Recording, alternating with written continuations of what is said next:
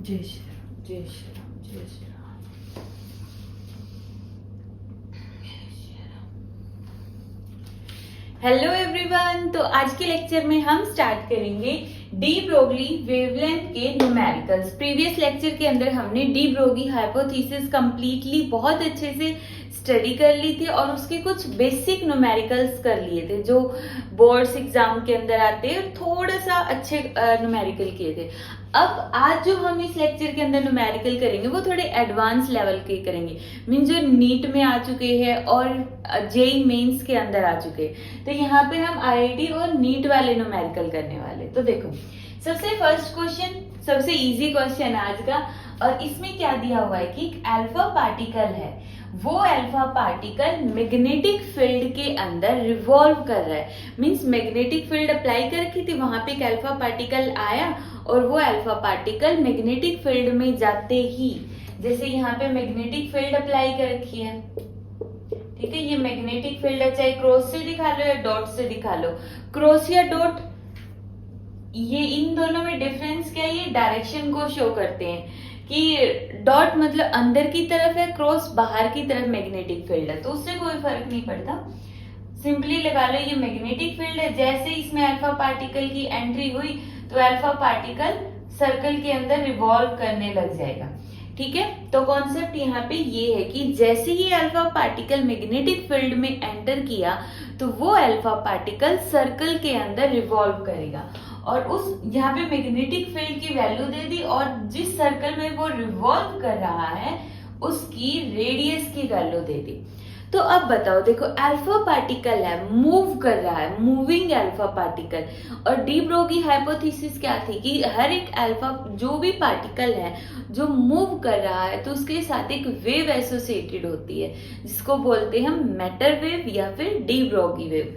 तो यहाँ पे जो वेव है उसकी वेवलेंथ कैलकुलेट करनी है, डी ब्रोगी वेवलेंथ। तो सिंपली फॉर्मूला देखो क्या होता है डी ब्रोगी वेवलेंथ का, mv। बट अब यहाँ पे हमारे पास mv तो नहीं है, तो कैसे निकालेंगे? हिंट इन्होंने दे रखा है। जब बहुत बार ऐसा होता है कि जब हम न्यूमेरिकल सॉल्व करते हैं जो निकालना होता है उसका हिंट दे देते हैं वो कि कौन सा फॉर्मूला तुम्हें अप्लाई करना है। जैसे ये बोल रहे हैं सर्कल में रिवॉल्व कर रहा है, सर्कल में रिवॉल्व कर रहा है, ठीक है, मैग्नेटिक फील्ड में है, तो दो फोर्स लगेंगे यहाँ पे, एक तो सेंट्रीपिटल फोर्स और एक मैग्नेटिक फील्ड की वजह से जो फोर्स लगा। जैसे ही अल्फा पार्टिकल मैग्नेटिक फील्ड में एंटर किया तो जो मैग्नेटिक फील्ड की वजह से उस पे फोर्स लग रहा है, ये मैग्नेटिक फोर्स उसको सेंट्रीपिटल फोर्स प्रोवाइड कर रहा है कि भाई अल्फा पार्टिकल तू गोल गोल घूमने लग जा, ठीक है। ये मैग्नेटिक फोर्स क्या बोल रहा है अल्फा को कि तू सर्कल में गोल गोल घूमने लग जा, ठीक है। तो मैग्नेटिक फोर्स अप्लाइज यहाँ पे सेंट्रीपिटल फोर्स। सेंट्रीपिटल फोर्स का फॉर्मूला है mv²/r और मैग्नेटिक फोर्स का फॉर्मूला qvb। v से v कैंसिल, तो mv की वैल्यू आ गई qrb, तो निकल गई। देखो mv की तो निकालनी थी हमें, यहाँ से mv की जगह qrb आ गया। अब देखो h की वैल्यू हमारे पास है 6.6 into 10⁻⁻34 charge on alpha particle. कल के लेक्चर में बहुत अच्छे से बताया था अल्फा क्या होता है, न्यूक्लियस ऑफ हीलियम। मतलब चार्ज कितना होगा 2 प्रोटॉन्स का, 1.6 इंटू 10⁻⁻19 और मल्टीप्लाई बाई 2। आर रेडियस कितनी दे दी इन्होंने 0.83 सेंटीमीटर दे रखी है ना, सेंटीमीटर दे रखी है तो मीटर में कन्वर्ट कर लो, हो गया -10⁻⁻2 से मल्टीप्लाई। और बी कितना है 0.25। बस इसको सिंपली सॉल्व करना है, सॉल्व करो और आंसर आ जाएगा 0.01 एंगस्ट्रॉम, ठीक है। तो यहां से ये हमारे पास आ जाएगी डी ब्रोगी वेवलेंथ। हो गया clear? Next question. Next question में इन्होंने दे दिया कि किसी भी पार्टिकल का इनिशियल मोमेंटम फाइंड आउट करना है। क्वेश्चन को देख के और ट्राई करो कि निकल रहा है नहीं निकल रहा है, गलत निकले बेशक से बट ट्राई करना है ठीक है, तो वीडियो को पॉज करके ट्राई किया करो, गलत ही ट्राई कर लो बेशक से, कोई कंपलसरी नहीं कि सही ही निकालना है, गलत भी निकालोगे एटलीस्ट ध्यान रहेगा कि मैंने ऐसे किया था फिर वो गलत निकला तो न्यूमेरिकल ये ऐसे होगा, तो ट्राई किया करो।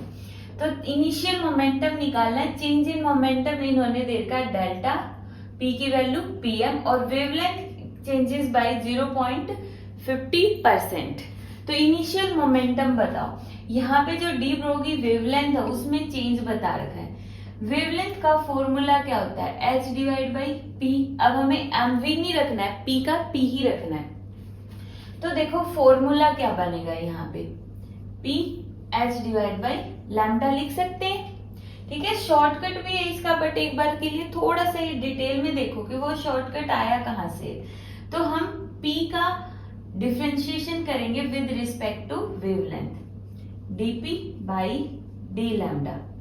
p का डिफरेंशिएशन किया विद रिस्पेक्ट टू वेवलेंथ, कितना आएगा देखो, h ये क्या है यहाँ पे देखो, इसको हम ऐसे लिख सकते हैं लैम्डा पावर -1, और जब हम इसका डिफरेंशिएशन करेंगे तो कितना आएगा, -1 आगे और -2 means h by lambda square. Differentiation है सिंपल, 1 बाई लैम्डा का -1 बाई लैम्डा स्क्वायर। ठीक है, जिसको डिफरेंशिएशन इंटीग्रेशन नहीं आता तो इस चैप्टर के बाद मैं पूरा मैथ्स के ऊपर, फिजिक्स में जितना मैथ्स यूज होता है उसकी एक वीडियो बना दूंगी अलग से। ठीक है, तो ये देखो इसको हम क्या लिख सकते हैं, h बाई लैम्डा और 1 बाई लैम्डा। ठीक है, नेगेटिव इसमें ले लो बेशक से, नेगेटिव इसके अंदर ले लो। मैंने क्या किया, सिर्फ लैम्डा स्क्वायर को अलग अलग कर दिया। क्यों कर दिया, क्योंकि यहां से देखो हमें पता है ना h बाई लैम्डा किसके इक्वल है, p के इक्वल है, तो h बाई लैम्डा की जगह क्या रख दूंगी, p, और -1 by lambda as it is. ठीक है, तो dp बाई डी लैम्डा यहां से इतना आ गया। इसके बाद p वाली टर्म एक साथ करो, dp बाई p इस साइड न्यूमरेटर में, इस साइड जाके डिनोमिनेटर में, और यहाँ पे d लैम्डा डिनोमिनेटर में, उस साइड जाके न्यूमरेटर में। ये हो गया। ठीक है, हो गया यहाँ तक क्वेश्चन। अब देखो चेंज इन मोमेंटम, इन्होंने चेंज इन मोमेंटम की वैल्यू दे दी pm डिवाइड बाई p, और यहाँ पे नेगेटिव साइन रखना है तो रख लो, 1 मिनट के लिए रख लो, change in wavelength divide by original wavelength. तो इन्होंने बोला lambda changes by 0.50%। Lambda changes by this मतलब ये बोल रहे हैं कि जो फाइनल वेवलेंथ है वो इनिशियल के कंपैरिजन में 0.50% है। तो फाइनल वेवलेंथ मींस जो चेंज इन वेवलेंथ है वो इनिशियल के कंपैरिजन में कितनी है, 0.50% है। ठीक है, तो डी लैम्डा बाई लैम्डा की वैल्यू दे दी 0.50%। ये बोल रहे हैं लैम्डा चेंजेस बाई मींस जो चेंज इन वेवलेंथ है चेंजेस बाय इनिशियल के कंपैरिजन में कितना है, इनिशियल के कंपैरिजन में 0.50%। परसेंट को हटा दो, डिवाइड बाई 100, पॉइंट्स को हटा दो तो डिवाइड बाई 100, 1 से 1 0 कैंसिल, 5 to 100। तो pm by p is equal to कितना आ गया, -1 बाई 200। अब यहां से देखो हमें निकालना था इनिशियल मोमेंटम, हमें फाइनल मोमेंटम नहीं निकालना है, इनिशियल मोमेंटम निकालना है। अब जो ये फॉर्मूला है ये वाला, इसको हम कैसे लिखते हैं, ये है change in momentum. Change in momentum मतलब final momentum minus initial divide by P initial, ये फॉर्मूला ये होता है। डीपी मतलब final momentum minus initial momentum, और डिवाइड बाई पी का मतलब इनिशियल मोमेंटम। तो यहां से देखो नीचे क्या है, ये पी आई है, हमें क्या निकालना था, इनिशियल मोमेंटम पी आई।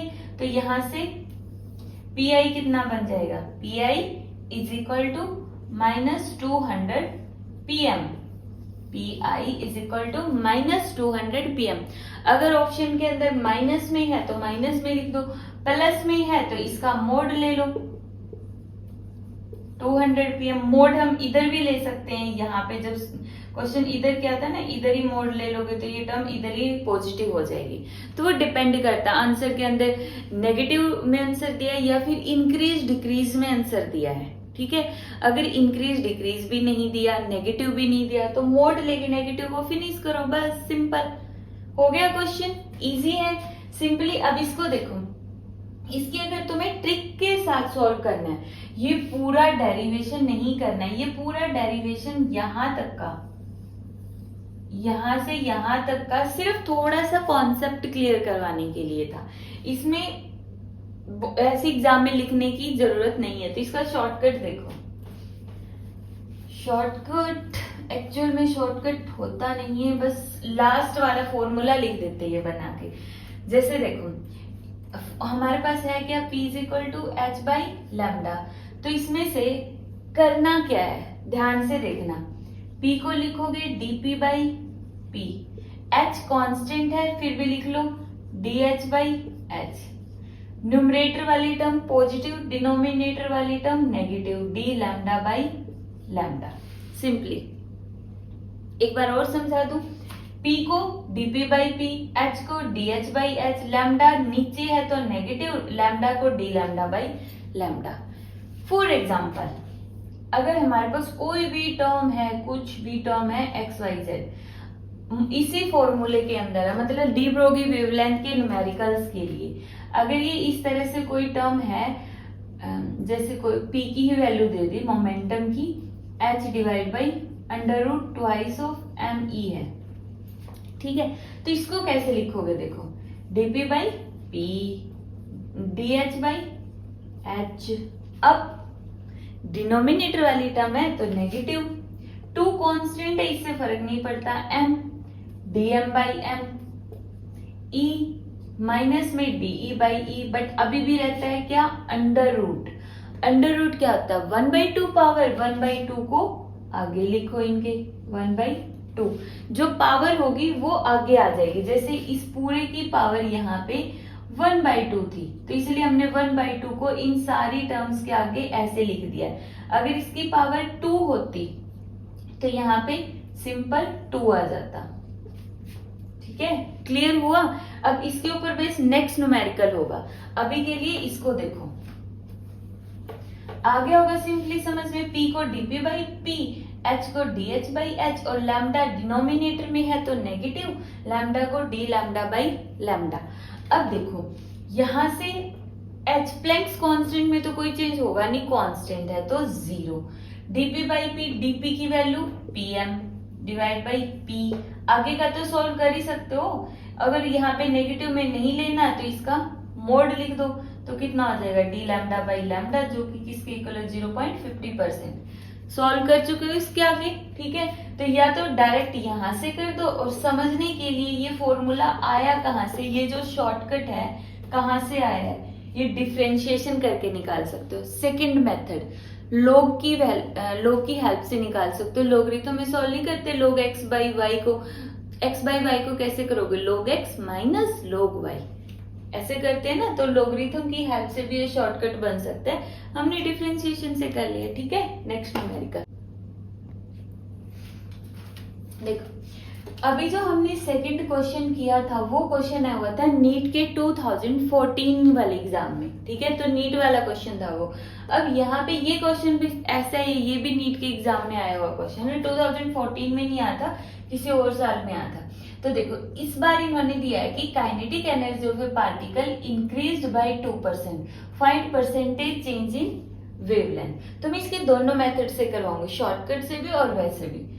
जिसको शॉर्टकट करना है तो अपना शॉर्टकट ले लेना, वरना तो फिर डिटेल में देख लेना। देखो lambda is equal to H divide by under root twice of ME। ठीक है, सिंपली।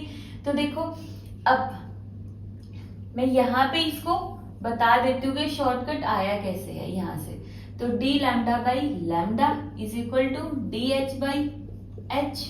यहाँ से इसको कैसे लिख सकते हैं, 2ME की पावर 1/2। तो नेगेटिव में DM बाई M, 1/2 है तो 1/2 आगे, माइनस 1/2 DE बाई E ये है। ठीक है, ये शॉर्टकट है, बस थोड़ा सा एक बार और डिफरेंशिएशन वाला कॉन्सेप्ट बता दूं, यहाँ पे कर लोगे या बताने की जरूरत है? डिफरेंशिएशन करना है सिंपली इस टर्म के साथ, लैम्डा और ई का डिफरेंशिएशन करना है यहाँ पे, ठीक है। ई का डिफरेंशिएशन कर दो विद रिस्पेक्ट टू लैम्डा, या फिर लैम्डा का डिफरेंशिएशन कर दो विद रिस्पेक्ट टू ई।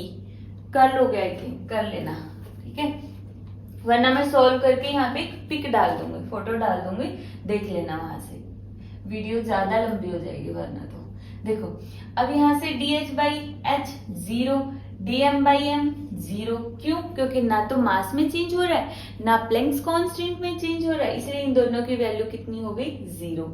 तो यहाँ से देखो 1/2 माइनस में de by E.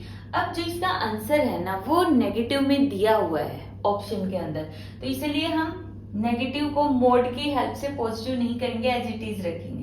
de by e, kinetic energy of a particle increased by 2%. Change in kinetic energy increased by 2% है तो 2%, 2 से 2 कैंसिल, कितना आ गया? -1%। तो इसका मतलब क्या निकला नेगेटिव का? अगर ऑप्शन में दिया -1% देन ओके है, मैच हो गया। अगर नहीं दिया तो नेगेटिव का मतलब चेंज इन वेवलेंथ कितना होगा? Wavelength decreases by 1%। तो यहाँ पे क्या लिखेंगे? वेवलेंथ डिक्रीजेस बाय 1%, ठीक है। नेगेटिव का मतलब होता है वो डिक्रीज हो रही है कितने से? 1% से। तो कर लोगे क्वेश्चन, ठीक है।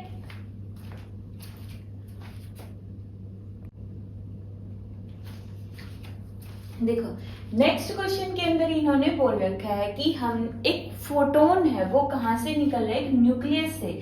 ये न्यूक्लियस है, इस न्यूक्लियस के अंदर से यहाँ से एक फोटोन निकल के चला गया, ये फोटोन निकल गया यहाँ से, और उस फोटोन की फ्रीक्वेंसी तो है न्यू, मास है स्मॉल m, न्यूक्लियस का मास है कैपिटल M। अब law of conservation of momentum के अकॉर्डिंग अपने मोमेंटम को कंजर्व करने के लिए अगर फोटोन आगे गया तो न्यूक्लियस कहाँ जाएगा? पीछे जाएगा। जैसे बंदूक के अंदर से गोली निकलती है तो वो गोली आगे गई और बंदूक पीछे रिकॉइल करती है ना, तो इसी तरह ये न्यूक्लियस भी पीछे रिकॉइल कर रहा है और हमें वही रिकॉइल एनर्जी निकालनी है न्यूक्लियस की, ठीक है।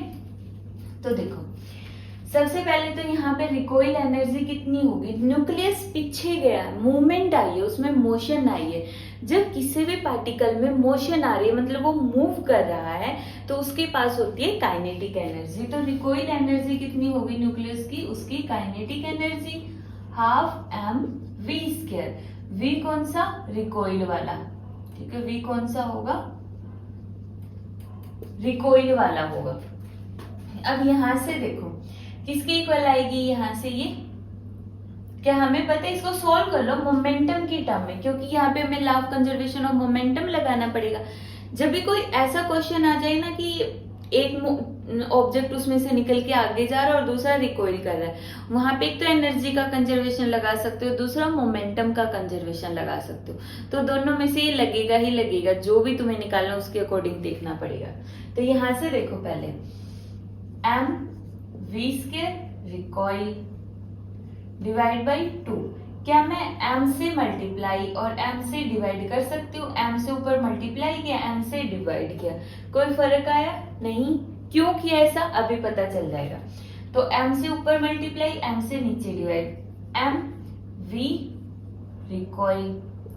इस पूरे का स्क्वायर कर सकते हो ऊपर, कोई फर्क पड़ा? इसका भी स्क्वायर इसका भी स्क्वायर, मैंने दोनों का इकट्ठा स्क्वायर कर दिया, ठीक है। ये किसके इक्वल है? मोमेंटम, रिकॉइल मोमेंटम, ठीक है। mv क्या होता है? रिकॉइल मोमेंटम का square divide by 2m।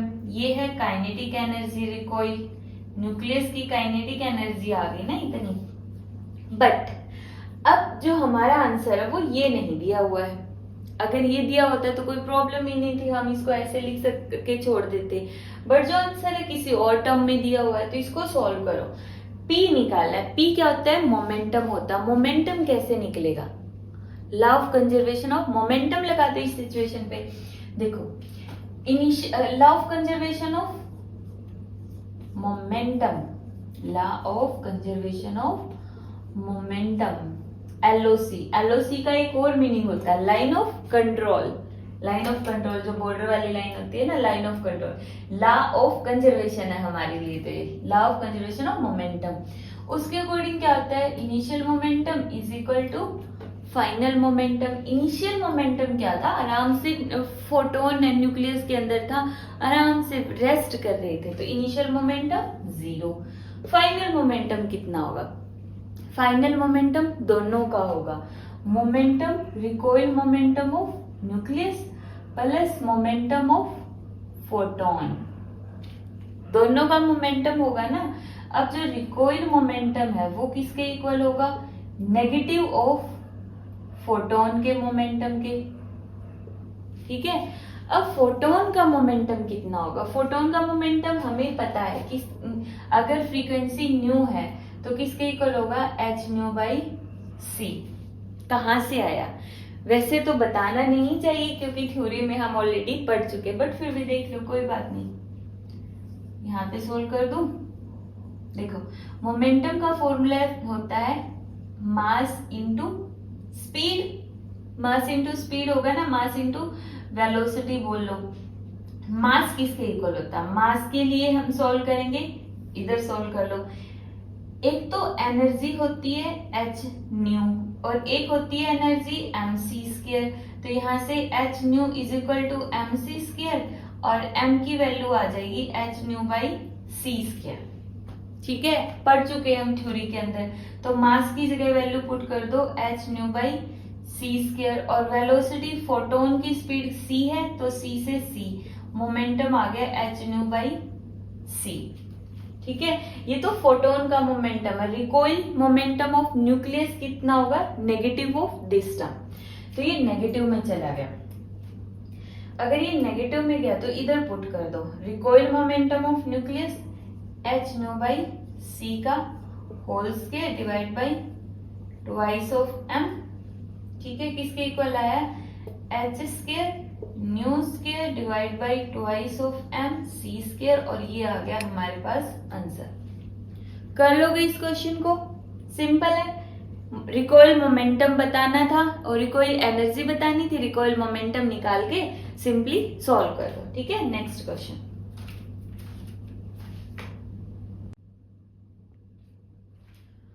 Okay, तो आज का हमारा लास्ट क्वेश्चन है और सबसे इंटरेस्टिंग क्वेश्चन है। यूजी नीट की यूजी एग्जाम में आता है 2018 में और मेंस में भी आया क्वेश्चन है, जेई मेंस में भी। तो देखो ध्यान से समझना इस क्वेश्चन को, क्योंकि इस क्वेश्चन के ऊपर बेस तुम्हें और भी क्वेश्चन मिलेंगे सेम वाले, सेम होंगे जो। देखो इन्होंने कहा कि एक पार्टिकल है वो इनिशियल स्पीड से इनिशियल वेलोसिटी होगी ना, डायरेक्शन है, तो इनिशियल वेलोसिटी v नॉट आई है। वो पार्टिकल इलेक्ट्रिक फील्ड के अंदर एंटर कर जाता है और इलेक्ट्रिक फील्ड में जब एंटर करेगा तो उसकी इलेक्ट्रिक फील्ड होगी minus E not I, E not की वैल्यू ग्रेटर देन 0 है, t इज इक्वल टू 0 पे। लैम्डा नॉट उसकी इनिशियल वेवलेंथ है जब पार्टिकल एंटर करता है। फिर हमने देखा कि वो पार्टिकल इलेक्ट्रिक फील्ड के अंदर t टाइम तक रिवॉल्व करता रहता है। जब वो रिवॉल्व करता रहेगा तो उसके बाद उसकी वेवलेंथ हो जाती है लैम्डा t। क्यों, हमें पता है कि कोई भी पार्टिकल अगर मूव कर रहा है तो उसके साथ एक डी ब्रोगली वेवलेंथ एसोसिएटेड होती है और उसकी वेवलेंथ को हम डी ब्रोगली वेवलेंथ बोल रहे हैं। तो इसलिए यहाँ पे वो जो वेवलेंथ होगी टी टाइम के बाद, बताओ वो किसके इक्वल होगा, ठीक है। थोड़ा सा अच्छा क्वेश्चन है तो देखो लैम्डा टी कैसे निकालेंगे। अब सबसे पहले ये देखो कि कोई भी पार्टिकल अगर इलेक्ट्रिक फील्ड में चला गया तो क्या उस पर फोर्स लगेगा इलेक्ट्रिक फील्ड की वजह से, व्हाट ऑब्वियस लगेगा। तो अब जैसे ही पार्टिकल इलेक्ट्रिक फील्ड में गया तो force on particle due to electric field कितना होगा, क्यू ई। इलेक्ट्रोस्टैटिक में हम पढ़ चुके हैं कि जो फोर्स है ड्यू टू इलेक्ट्रिक फील्ड कितना होता है, क्यू ई होता है।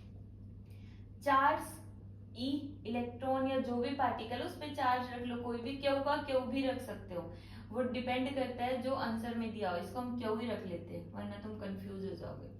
ई की जगह माइनस ए नॉट आई, ये आ गया इलेक्ट्रिक फील्ड बोल रही है कि पार्टिकल पे इतना फोर्स लगेगा। But Newton Isaac Newton sir ने कहा कि नहीं, जो फोर्स लगेगा पार्टिकल पे वो होगा ma। ठीक है, दोनों बोल रहे हैं कि न्यूटन सर बोल रहे हैं कि जब कोई भी पार्टिकल मोशन में होता है तो उसके ऊपर जो फोर्स लगेगा वो होगा ma। इलेक्ट्रिक फील्ड बोल रही नहीं इतना फोर्स लगेगा, न्यूटन सर बोल रहे कि इतना लगेगा। तो हमने कहा चलो ठीक है दोनों ही लगा देते हैं, दोनों को क्या करो इक्वेट कर दो। ma is equal to minus Q E not I cap. m को इसके डिवाइड में ले जाओ, हमें निकालना है वेवलेंथ। ठीक है, वेवलेंथ निकालने के लिए फॉर्मूला ध्यान होगा तो वेवलेंथ का फॉर्मूला क्या होता है h divide by momentum. Momentum मतलब मास इनटू वेलोसिटी, तो h divide by mass into velocity. तो मतलब वेलोसिटी निकालनी पड़ेगी, हमारे पास है एक्सेलरेशन, नहीं निकलेगी तो एक्सेलरेशन से निकालो, निकलेगी क्यों नहीं, dv बाई dt। ठीक है, यही होगा dv बाई dt is equal to minus Q not E I cap divide by M. यहां तक समझ आ गया। अब इसका dt को इस तरफ ले जाओ और इंटीग्रेशन कर दो, सिंपल इंटीग्रेशन कर सकते हैं। कितना आएगा यहां से v is equal to dv का इंटीग्रेशन सिंपल v, इसका minus Q E not M बाहर ले लो, अंदर क्या रह गया dt आई कैप। dt का इंटीग्रेशन सिंपली हमें पता है t होगा, क्योंकि देखो और तो कोई टर्म वेरिएबल है नहीं, जो पार्टिकल एंटर कर गया उसका चार्ज चेंज नहीं होगा, सेम रहेगा। इलेक्ट्रिक फील्ड हमने बोला कांस्टेंट है, इलेक्ट्रिक फील्ड भी कांस्टेंट है, पार्टिकल का मास भी कांस्टेंट है, चेंज हो रहा है टाइम, तो इंटीग्रेशन भी किसका होगा टाइम का होगा। तो dt का कितना आ जाएगा t i, constant of integration आ जाएगा, उसको छोड़ सकते हो। dv का मतलब क्या है यहाँ पे, जो ये dv है एक तरह से वो किसके इक्वल है, final velocity minus initial velocity. जो एक्सेलरेशन में ये हमने dv किया है, चेंज इन वेलोसिटी किया है, चेंज इन वेलोसिटी किसके इक्वल होगा vf माइनस vi। तो vf किसके इक्वल आ जाएगा minus Q E not by M T I cap plus vi। vi की वैल्यू पुट करो,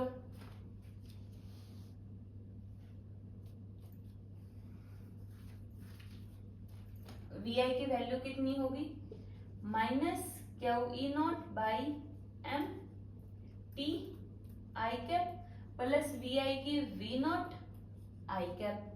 ये आ गई हमारी फाइनल वेलोसिटी। ठीक है, और इसके साथ जो वेवलेंथ एसोसिएटेड होगी t टाइम के बाद वो कितनी होगी lambda t is equal to h divide by M V F. ठीक है, अब जो एम वी एफ है तो देखो h एम वी एफ की ये value as it is put कर दो, minus Q E not by M T plus V not और आई कैप ले लो बाहर। क्या ऑप्शन मैच कर रहा है, अगर मैच कर रहा है तो ठीक है, नहीं कर रहा है तो यहां से देखो इन्होंने दिया लैम्डा नॉट इनिशियल वेवलेंथ है। लैम्डा नॉट इनिशियल वेवलेंथ कैसे निकालेंगे, h divide by M V I. V I किसके इक्वल है v नॉट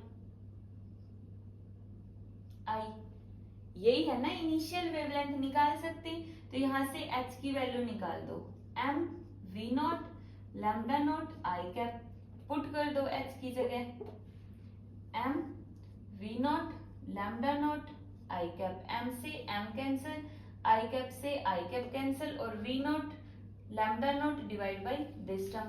अगर अब ऑप्शन के अंदर है ये वाला आंसर तो ठीक है, नहीं दिया है तो v नॉट को इसके डिवाइड में ले जाओ,